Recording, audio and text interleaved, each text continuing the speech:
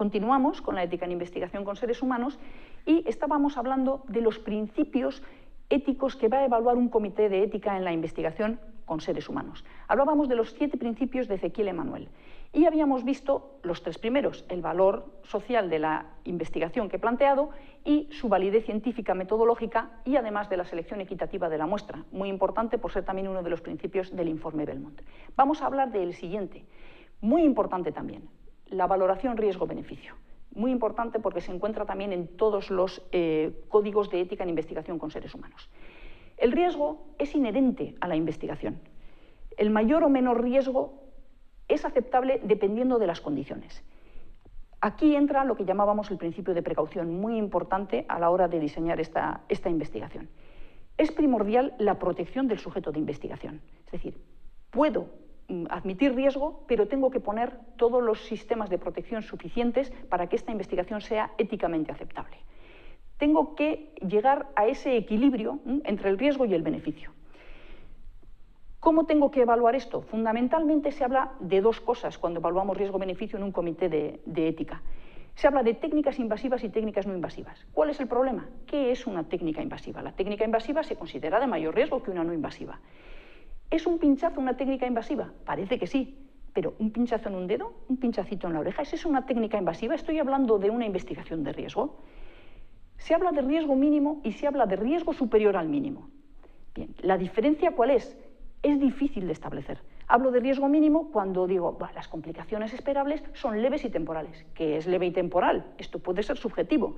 O el riesgo mínimo es el equiparable a la vida cotidiana. Bueno, la vida cotidiana de determinadas personas conlleva un nivel de riesgo muy superior al de otras.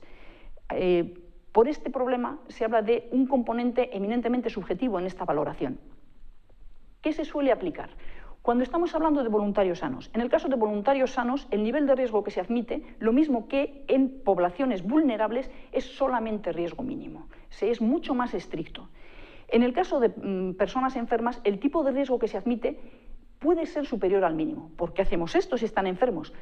Lo hacemos porque cuando hablamos de personas que se puedan beneficiar de manera directa de la investigación, siempre es admisible un poquito más de riesgo, porque pueden tener un beneficio personal, no un beneficio general para la sociedad por la adquisición de conocimientos, como en el caso que estoy hablando de participantes sanos o poblaciones vulnerables que no vayan a beneficiarse de forma directa. Hay que tener en cuenta una cosa más a la hora de evaluar el riesgo. Es muy fácil pensar en un riesgo físico, un riesgo de caer enfermo, un riesgo de caerse, pero el riesgo no es solo físico. Hay que tener en cuenta el riesgo psicológico, riesgo social, es decir, hay otros tipos de riesgo. El riesgo de invasión de la privacidad de una persona, el riesgo para su honor o su imagen. Todo esto lo tiene que valorar el comité y valorar previamente el investigador antes de presentarlo al comité. Hay que ponderar ese riesgo-beneficio para que la balanza sea la adecuada. El beneficio tiene que ser muy superior al riesgo. Si aún así estoy en una investigación con riesgo superior al mínimo, tengo que buscar mecanismos para minimizar ese riesgo, para proteger mi sujeto de investigación. Además de ello, una vez que he minimizado ese riesgo, tengo que informar. El participante debe conocer a qué riesgos se expone y debe aceptarlos de manera voluntaria. Y si aún así se produce un daño, hay obligación de indemnizar. El participante lo hace de manera altruista y si sufre un daño, al menos se le deberá indemnizar. Queda claro que no todo riesgo es admisible, que es prioritaria la protección del sujeto de investigación, ni siquiera con el consentimiento del paciente. Hay 2 cuestiones muy concretas relacionadas con el riesgo que han supuesto que haya declaraciones internacionales que se hayan ocupado de ellas. Una de ellas es el uso del placebo. El placebo es una terapia simulada que se utiliza cuando estoy haciendo investigación biomédica y tengo un grupo control y un grupo experimental. Al grupo control, sin que lo sepa, le estoy dando no el medicamento o el tratamiento que estoy probando, sino algo que no tiene efecto. El problema es que cuando existe un tratamiento, recordemos los experimentos, el experimento de Tuskegee, si existe un tratamiento para la enfermedad, yo no puedo utilizar un grupo control de enfermos al cual le retiro el tratamiento, le pongo un placebo. Está en este momento admitido que solo es permisible este tipo de investigación cuando el grupo que tenía que tomar placebo lo que hace es tomar el tratamiento admitido hasta ahora y el grupo experimental planteo el nuevo tratamiento y comparo el tratamiento actual con el nuevo tratamiento que presumiblemente va a suponer una mejora. Solo se admite placebo si no existe tratamiento o si este tratamiento tiene muchos efectos adversos, es decir, en condiciones muy concretas. Y otro caso también sujeto a condiciones éticas específicas es la incertidumbre terapéutica, también en investigación clínica. Este factor que supone que no sé en qué momento a lo largo de la investigación voy a ver que el tratamiento que he propuesto es mejor que el tratamiento que existía, hace que cuando yo diseño el experimento, para que tenga validez científica, tiene que tener una determinada duración.